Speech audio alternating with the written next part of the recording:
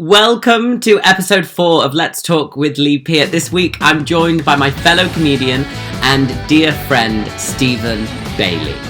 I met Stephen many years ago. We were gigging together on the Manchester scene where we both were starting out, and Stephen has been smashing it with his career. In this episode we talk about his part in Coronation Street involving a scene with Audrey Roberts. We discuss his transition from working behind the scenes in TV to being in front of the camera, and how a young man studying French ended up becoming a comedian and a presenter. He discusses his love for Holly Willoughby, the most horrific heckle he once received, and of course, he gives me his mantra for life. Subscribe, rate it, do everything I've asked you to do, dears, and more. I hope you enjoy episode 4. With the delightful, the darling that is, Stephen Bailey. Hello, I'm joined by Stephen Bailey. Hi. This is just going to be like a chat. Yeah, we're just going to slag off everyone we normally slag off. Well, just, we can't say a few things. No. What words are we not allowed on this show? Oh, you're allowed words, but Okay. Names. Oh, okay. Yeah, It can't be like WhatsApp. No, okay, great. Welcome, thank you so much for coming. Comedian. Yes. Presenter. Sometimes. Actor? Once. It was literally once. I can't actually. I'm a terrible... They asked me to play a version of myself. Oh, didn't you do that for Coronation Street? Yeah, for That's Coronation what Street. The acting was. Yeah, I'd never acted before or since. Really? That's how well it went. So you you could say you were method because you were just being yourself, but maybe not method because you weren't good at it. Maybe it was just like they ended up throwing out the script and was like, just do you. And then... Tell me, I think I saw a clip of that. Didn't you do something with Audrey and there was a mic drop? Yeah, so I hosted the Hairdresser of the Year, the Weatherfield Hairdresser of the Year Awards. Okay. And Audrey got like the Lifetime Achievement one, and she was furious because she was like, Lifetime Achievement, I've not finished yet.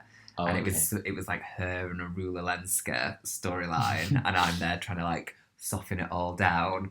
But what I didn't know, because I've never done acting, is about continuity and stuff. So like if you do it on a panel show, if you do presenting, they're like, just if they do a retake, they're like, just get the gist and we'll chop it up and edit.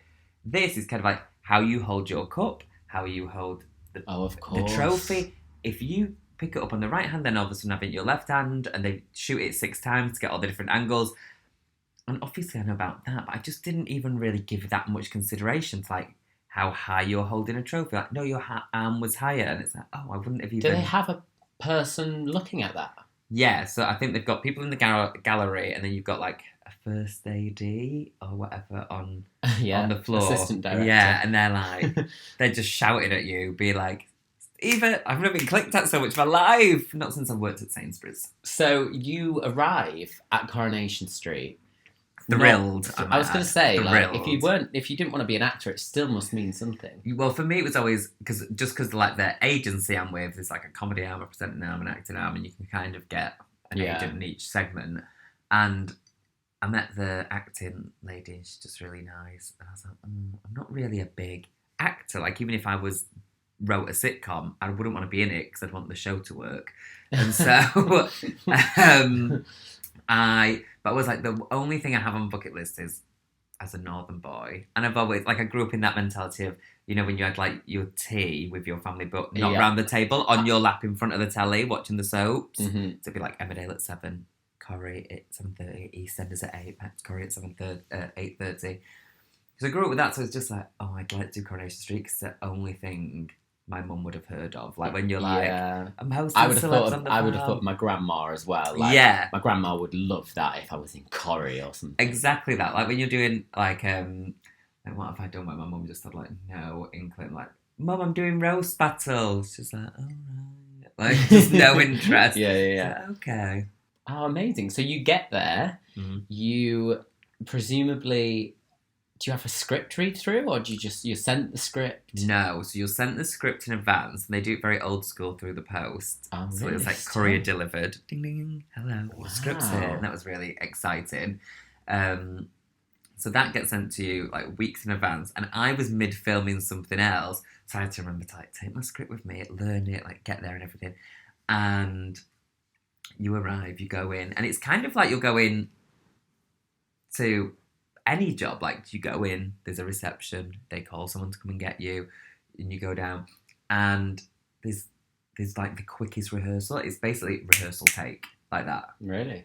Yeah, within the same 5 minutes. 5 minutes? Like, you go, so say in that one scene, you've got your 3 lines, you do it, and it's like, right, now we're going for a record. You're like, oh. And do they, because I always worry, I did a bit of kind of camera acting at uni, but I didn't do a lot. I didn't choose that as a module. But I always worried about your marks. Do they say, like, you have to be in this mark here?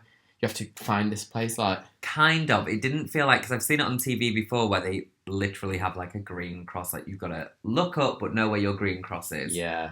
There wasn't that, unless I was just oblivious to it. But I was only there for 2 days. You were too worried about how you were holding the trophy to like, see the cross. They do an episode a day. So it's all, so if you think about the turnaround. 1 episode?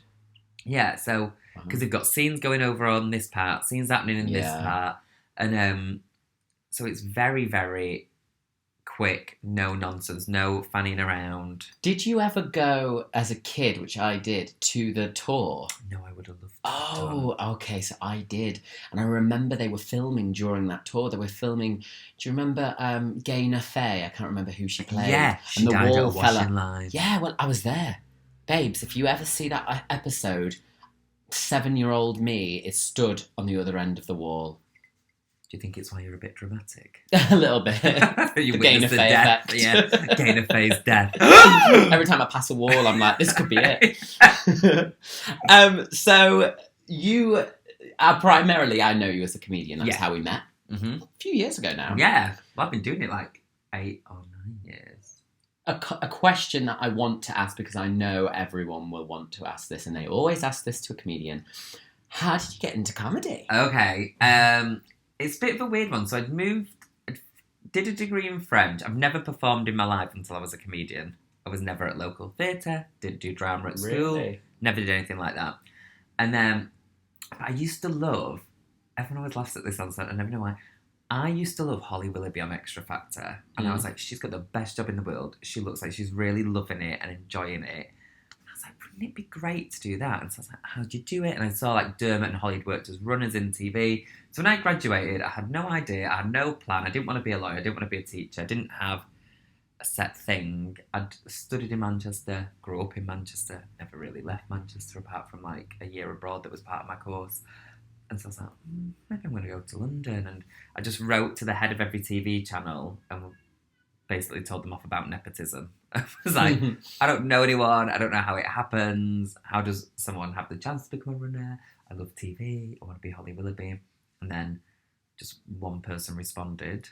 I went and had a meeting with them. Was that the Right Stuff? Yeah, and then I got a job on the Right Stuff. I knew that, yeah. Sorry, I just ruined the end of your story there. No, so that was the end of the story. And then while I was there, I was like, I'm going to be a presenter. And then I just kind of cottoned on because we were in the same studio as like Something for the Weekend and T4. Yeah. And I just remember like looking at all the T4 presenters being like, you're so fit. I am never just going to get discovered outside M&S eating a fruit salad and be asked to be a T4 presenter. So we're going to have to put some work in. And a few people were like, you're quite ridiculous with your stories. Have you thought about being a comedian? And I was like, have you thought about being a comedian? There's no way I'm going to be a comedian. I've never even watched comedy. Like, I wasn't a fan of like watching like stand-up DVDs or whatever. And I wasn't a fan, like I'd never been to a comedy club until I was performing in one. So I was like, oh, not really. And then I started watching Chelsea Lately on E, and I was like, oh, she's a comedian. It just seems to say that she says what comes into her mind. And then I just signed up to an open mic night. It's no one else has that story. I love the fact that a lot of comedians are like, you know what? I saw Billy Connolly once live, and I just thought, this is it. You're like, I saw Holly Willoughby on the Extra Factor, and then I watched Chelsea Lately on E, and I thought, this is my calling. Yeah, I love that though. So the first gig, because I get palpitations thinking of my first gig. How were you? Do you get nervous? I've not gigged with you in a long time, but I can't ever remember thinking you were nervous. Yeah, I always go really quiet to a point where people think I'm rude, but actually I'm just trying not to be sick. Like, I'll be chatting to people afterwards, and it's always worse if you've never met people. Yeah. Because I do get so nervous, where it's like, I might cry. I'll be sick, and I just can't. Like, you don't get in my head. Feeling, yeah. And you know, like, and comedians talk about comedy, or what they're doing, or whatever else they're doing, or what this person's doing. And you're like, oh, I can't have this conversation right now. Like, I really, really can't have it before I'm about to go on and potentially die a death. And I don't know why I have that, but I think that nervous energy actually helps you have a good gig. But my first one, I had complete confidence because I'd never been on a stage before. Where was it? It was in a small pub in Leicester Square, and it only held about 30. So it's London. Yeah. It only held about 30. It was 2011, and it only held 30 people, and that was like it sold out. So they were really thrilled it was sold out, and it was primarily like new comedians, like people doing like first, second, third. But for anyone listening who hasn't done comedy before, I am gonna tell you right now, 30 people on your first gig feels like a stadium tour. Like, I know that sounds ridiculous, but you are like, whoa. Yeah, I just don't even know. And I just went in and I was like, there's people here, and the MC was really good. It was Kate Smurthwaite. Oh yeah, she was really brilliant. And I was like, okay, they're laughing at her, they're gonna laugh at me. Can I just clarify? Yeah. Was it a new act night, or were you the open spot? No, it was a new. Oh, okay. Yeah. So it was really, really brilliant. And then, but it just seemed to go well. But I think sometimes the problem with those new act nights is there's like a level of just people being kind. Yeah. Oh yeah. Like my first set was about comparing my housemate at the time's vagina to a Sunday roast. Because every Sunday there'd be a different man leaving her room. And so I did that, and she was with her boyfriend. She came that night actually with her boyfriend at the time, and their hands quickly separated. And I was like, ooh, a breakup. And then, but after that, it went terribly for me for about a year. Did it? What? Comedy. But I always... Consistently? Yeah, but I always remembered that first one. Because I was going to say, and I've said this to a few people before, I did comedy, and I was like you. I wasn't a massive fan of it, and I did it, and the first few went quite well, and I always said, if they hadn't, I wouldn't have carried on. Yeah. So it's interesting that you knew you had that one gig, and you hung on to that, knowing that it could be... Well, I don't like people telling me you can't do something. Yeah, because I think that's what we spend too much time doing. That's not like a preachy vegan way, but it's just like I think in this country, we're very guilty of going, you can't because, or you had a bad gig that one time, so you're just terrible. And I don't think we allow for like growth or development. And I think that's not just in comedy, that is in anything. It's like, we're just very judgmental, I think. And I think we like to put people in a box, and then we've made our decision, and then life is complete, and we can compartmentalise. And so, but I have a really big beef of going, I genuinely think, and you're going to judge me again, it's from watching like Hilary Duff and Lindsay Lohan films growing up. But do you know what it's like? Because they're going, believe in yourself, anything can happen, and they fall and they pick themselves back up. But we don't tell each other that in grown-up life. But because I'd watched those films, I had that drummed into me for like 20 years of just watching all that. I was like, yeah, I'm just going to pick myself up. And because I think if that first one hadn't gone well, I might have tried again. If it had never got better, I'd be like, oh, forget this, and it's not for me. But I think because it did, I was like, well, how do you get back there? How do you repeat that? And I'm going to show them and deliver. And it was just little things. Like my first gig was in essentially the corner of us. Like this room held 30 maximum. And so you can imagine how small it was. But then my next gig was at Up the Creek, which is like a massive theatre clubby venue with an actual stage, with an actual spotlight, where you're higher in the audience. Never stepped on a stage before. Oh, ever. Really? So I think I walked on that one and just shat myself. Yes. So, because I was going to say, I did have the kind of the experience. I even what people don't realise is how to hold a microphone. Yeah. I had all that because I'd done performance from an early age. I knew I'd held mics before. I'd hosted a couple of things. So I imagine going in blind like you did. It must have been... Well, there's half of me that goes, it must have been terrifying. But then I suppose, was it I think the ignorance was bliss Yeah, a little bit. yeah. Did you kind of go, oh, well, I've never done this before, so I don't know how it's going to be. So it was like complete blindness, whereas I went on thinking, oh, God, like, I almost like I was an imposter. Maybe. I mean, I have that imposter now, but... Oh, I think the best performers do. Yeah. But then back then, I think it was more like... I think I allowed myself to go, well, I genuinely don't know. So, like, you might have your drama degree. You might have been doing it for 2 years. I've done it for 2 minutes. So I didn't feel necessarily bad. Like, if I die now, which hopefully is less and less, but I feel really bad. But back then... But it always happens. Did you ever get to a point...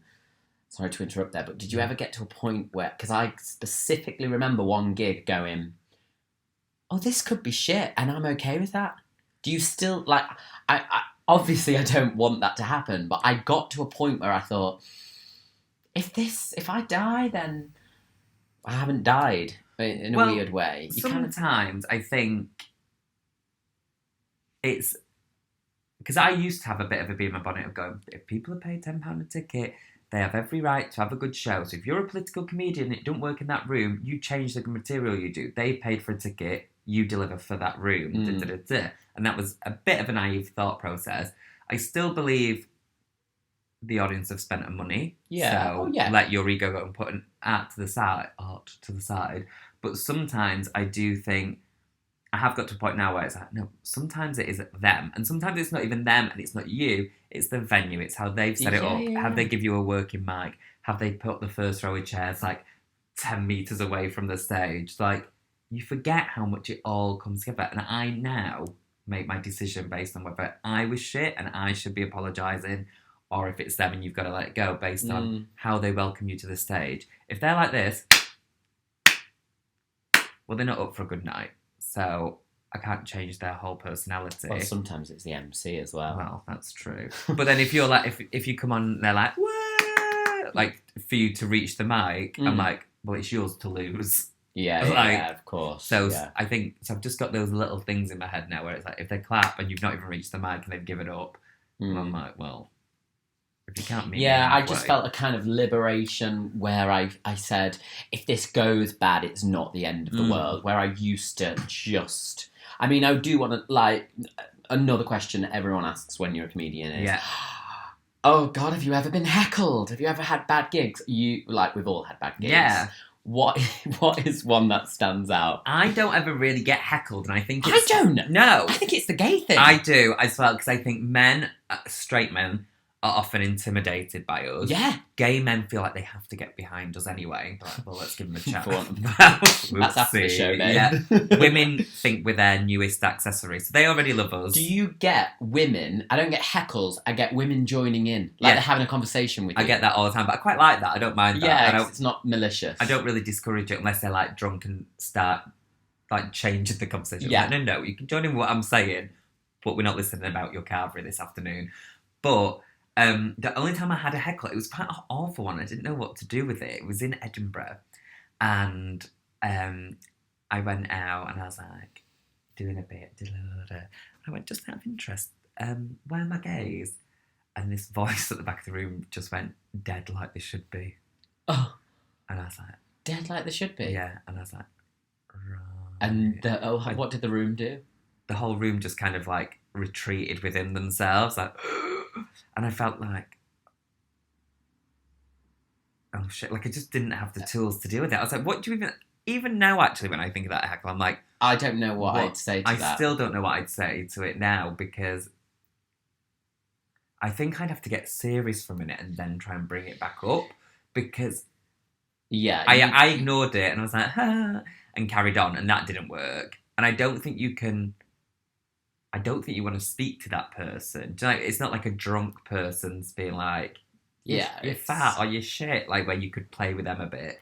Like, what do you do? It's like, oh, you might just be a bigot and have other bigoted You views. might actually want to kill me. Yeah, so I think now, I don't know, maybe I'd just be like, okay, well, we can't all think like him, but any other homophobe? I don't know. I don't really know how to do it. It's a tricky one. It's a tricky one, that one. When someone is small-minded, that's hard. Yeah. If they're pissed and just been like, "You shit," you can try and get back with that one. Be like, I once had at the Comedy Store.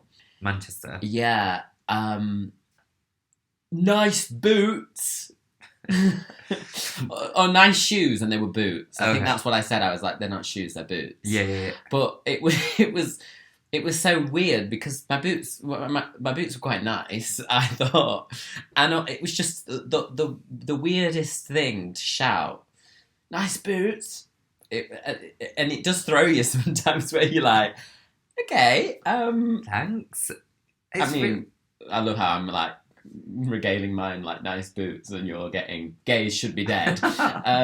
It's just weird, is that what I found sometimes really works with a good heckle though. It's just like what I call a drag queen eye roll. Yeah. Can't be bothered with it, and then carry on. I find that works sometimes. Yeah. Oh yeah. Just being dismissive to them. Yes. Like, you're beneath me. Yeah. Because are you quite high status on stage?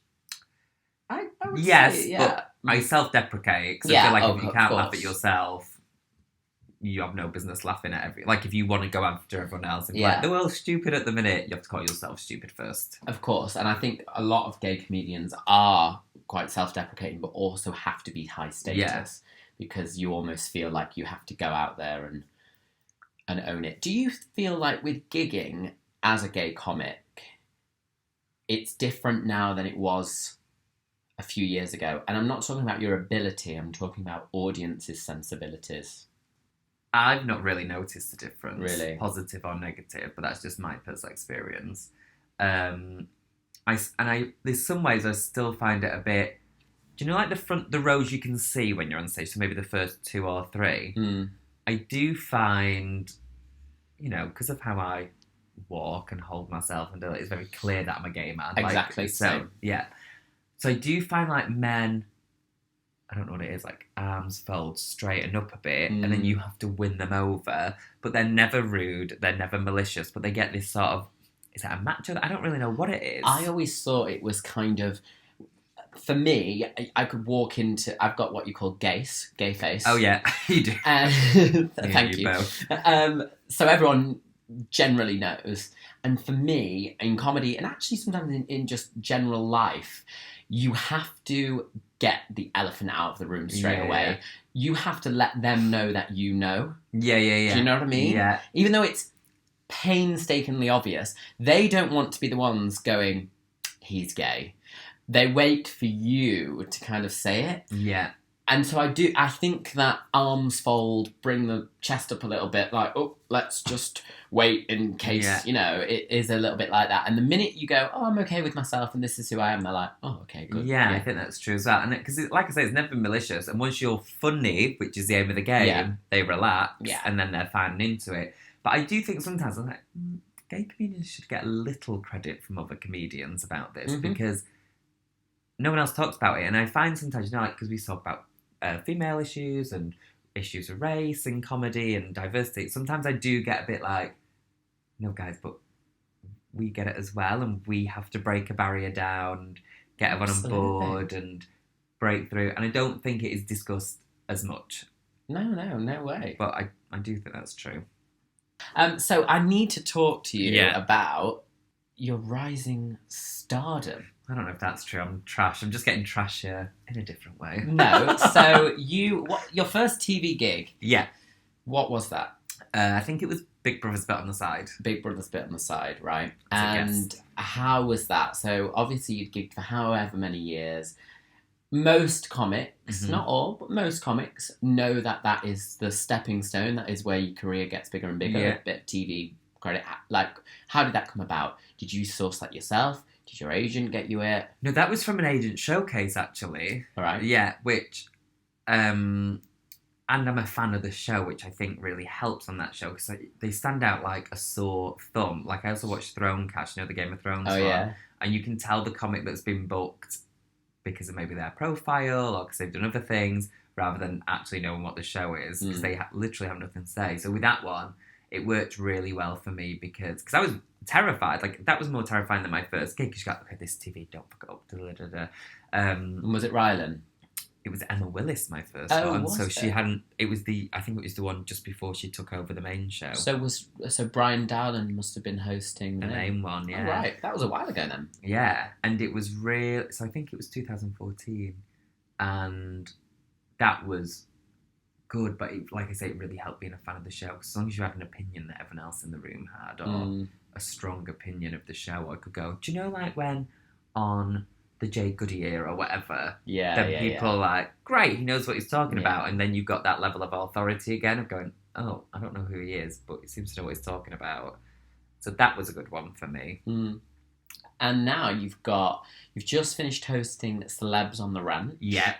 On Channel 5. Mm-hmm. So you've done Celebs on the Farm. For anyone who hasn't seen it, what is the premise? So it's a weird one, really. Because it is a reality show, but it's not one where it's like they all have to live together in a day and fight each other. It's kind of more of a competition, actually, to find a brilliant new farmer that happens to be a celebrity. Because the only reality elements are in it, really, is that it's celebs, but it is more of a competition. Yeah, it's a bit of a reality, I guess, / game show type thing. Yeah. I wouldn't say game show, but totally, Yeah. It's a contest. But I quite it's like a bit it. like Great British Bake Off or something like that. Yeah.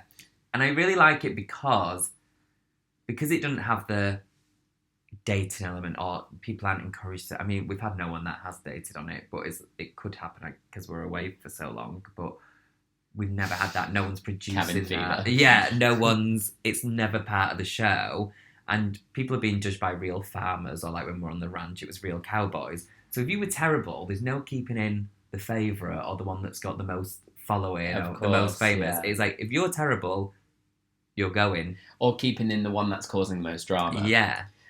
So you did The Farm. That was set in the UK. Yeah. Where did you film that? Pet near Hastings. Pet? Very appropriate. And then The Ranch took you over to America? Arizona, yeah. Wow. How long for? We went for, I think I was away for 3 weeks. I think they came for 2 weeks because they literally come the first day of filming. Oh, did they? So that so then they don't get to see anything. They don't get to use anything. Good, yeah. But you got to get your lay of the land a bit. Well, you actually need to, because you're getting round all these words that you've never said before. Do you know, like cow conforming? And you're like, I'm still not entirely sure what that means, but I said it a lot. Did you learn? So you must have learned kind of by osmosis loads of things about 1, farming, and 2, cowboying. I guess maybe you knew some of that lassoing. Lassoing. I've used a lasso before, and chaps. But the one thing I would say that I learned was, kind of don't judge a book by its cover, because when you're there, you do get that weird cabin fever thing, and it becomes this different world. And especially on the ranch, this is the place that had no phone signal, and we had limited Wi-Fi because we were dropped in the middle of nowhere. Yeah. So you really just had each other, which the farm, you've still got signal and Wi-Fi and everything, so that's fine. And like with the farm, there's a pub down the road, so if you want to pop and have half a cider or whatever, you can.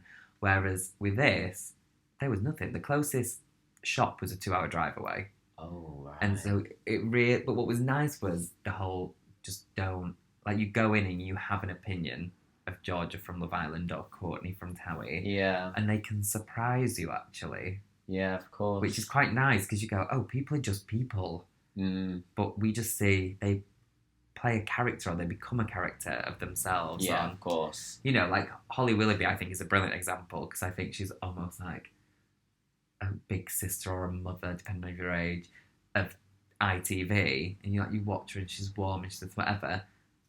You know for a fact if you took her into Soho, she'd get shit-faced with you. Absolutely. But we don't see that side. Yeah, of course. And I think, well, maybe after the NTAs or whatever, but I think it's nice to see. You really are obsessed with Holly Willoughby. I'm obsessed with that. I really, really I think that's on your bio, isn't it? It is. I think it's like Holly Willoughby enthusiast, which I should probably take down if I want to get on this Have you ever met her? No, I'd die. Would you? Yeah. Are you going to introduce me? I don't really know her myself, but I've probably got contacts who could sort something. I'm going to put a public appeal out to anyone working at ITV listening to this. Please, it's one of those. This is Stephen Bailey. I mean, He has been dying to meet Holly Willoughby. Please pledge £2 a week. she's not ready for it. She is not ready. Every time I'm presenting, when I was doing Celebs on the Fan for the first time, that was my first presenting, where you're not just sat there having to be funny or whatever. It's like you have to be a presenter. And every morning I would watch YouTube videos of her presenting. Oh, I know. I love that. So if I'm terrible, it's because of Holly. If I'm good, it's because of Holly. Okay, Yeah. good. So then, as well, we've worked recently. I wanted to talk about, because that's on Channel 5, but also on Channel 5 you've been having little guest spots on Ruth and Eamon's show. I want to talk about Ruth and Eamon, because I'm like to Ruth and Eamon like you are with Holly Willoughby. I love them. I love them too. So you did a few spots on there, Do the Right Thing. Yeah. You went and travelled around the country, was it? Yeah, I mean, they Doing, literally like- just sent me like vox poppy things. But anyone who doesn't know, it's Latin for voice of the people. Is that really? Yeah, I didn't know that. Yeah, vox pop. Oh my god, you learn so much on this show. If it was French, you would know. If it was French, I would absolutely smash it. Yeah, so you just went round and, I mean, some of the things they had to do, like, Eamon really doesn't like people that... You're going to full stop there. Full stop. No, but you know the people when they're, like, walking and texting and then they bump into you and then they have the audacity to, like, give you a dirty look. Yeah. So I went out and purposely bumped into people whilst using my phone to see what the reaction was, and everyone does the same thing that Eamon was saying, which is they get annoyed, quite rightly. And then we stopped people that were on their phone and was like, do you know you nearly bumped into me? Is that message so important? Like, can't you wait till you get to the train? Or And how do people react to that?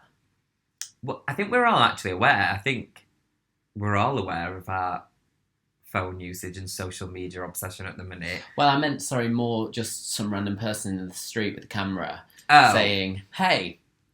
most talk to you, some run away from you, Yeah. and some are drunk. Oh, okay. And my favourite are the drunks, but they won't show that. And then my favourite ones were the ones that wouldn't talk to you because I don't give up that easily, so I would chase them down the street. Talk to me. Put your phone down for a minute. So what's next? Can you say anything? No. You still gig a lot. You still do your stand-up a lot. Yeah. Which is something I've noticed, like, a lot of comics, when they move into TV stuff, they kind of do less and less, but you still actively do your evening gigs. Well, I think it's that thing of, one, I want to stay good. Yeah. Hopefully people think I'm good, so stay good. Or if you think I'm terrible, then stay terrible. But also, I actually do enjoy, I like doing new material. But I think it's a skill, and it actually does help with presenting, because, you know, if you're stood there interviewing EL and then he gives you like a little sassy remark, you want to give a sassier one back. So I think it helps with that. And also, like, who knows when it could all end and you have to go back to the clubs. Yeah. Like, you know, my diary's full till August, but what's September hold? Like, I might have to do the comedy clubs. Well, again. that's also, I mean, I think that's the worry of a freelance. And actually, funnily enough, Eamon was talking the other day and said to me, every job he does, he thinks it'll be his last. Yeah. Or he assumes it'll be his last because he never takes for granted each job. No. And you really, really, really do not know, because things for me have, like, cropped up, like, 3 days before I'm filming it. Things have gone away a couple of days before you're due to film it. And, you know, there are people that were around when we were growing up, for example, that you don't hear of now. And it's like, you can't live off thin air. And I think it's a little bit that working class fear or working class guilt or whatever you want to call it, where it's like, the only person paying my rent is me. There's no big inheritance. I think some people get fortunate enough to, like, rest on their laurels a little bit, and, you know, there's a big inheritance come their way, or their mum can bail them out, where it's like, my parents don't have a spare, like, grand to pay my rent if I can't make it. Of course, yeah. So I think I always have that in my head as well, of going, just keep earning. But I am trying to be more balanced at the minute, and I never used to have any days off. Like, so I do my full-time job and do comedy and do all the bits in between that you do, whereas now I do try and have at least one full day off where it's like I don't check an email. And it's really funny about that, actually, because people tend to be the ones that are chasing you. So, like, you're normally like, oh, is that going ahead? And can I chase that payment? And then they're out of office or they're not responding. And you take one day off and people can chase you in that day. I find that baffling. Sod's law. Stephen, I'm so happy that it's going well for you. Like you did, like you know when you see comics doing well and you think, God, they're such a knob. Yeah. Because like A you've lot met of them them. before. You're a knob. You don't deserve to do well, but you Yeah. genuinely do. You're so lovely. I wanted to ask before we go Oh, yeah. what I ask on each show. Oh, yeah. So Gloria's was She Tries. Yeah. Gloria Honeyford's. We had Rory the Vet on. He is absolutely stunning. Oh, really? Another Yeah. public appeal for Rory the Vet. Rory the Well, Vet. you're a taken man now, babes, I aren't you? know, but I can look. Yeah, you can window shop. Yeah. Rory's was be the person your dog thinks you are. Cute. Love him more now. Nadia Sawala's was those who matter don't mind and those who don't mind matter, or the other way around. Oh. So your mantra for life. Oh, God, does it have to be short and concise? No, well, not necessarily. Mine would be, don't be too hard on yourself because what's meant for you won't pass you by. So sitting on Facebook, obsessing, what everyone else is doing, doesn't help you. So don't be too hard don't on be yourself. too hard on yourself. Stephen Bailey, thank you so much. Thanks, Lee. Let's go have a drink. Okay. Get pissed. Deal.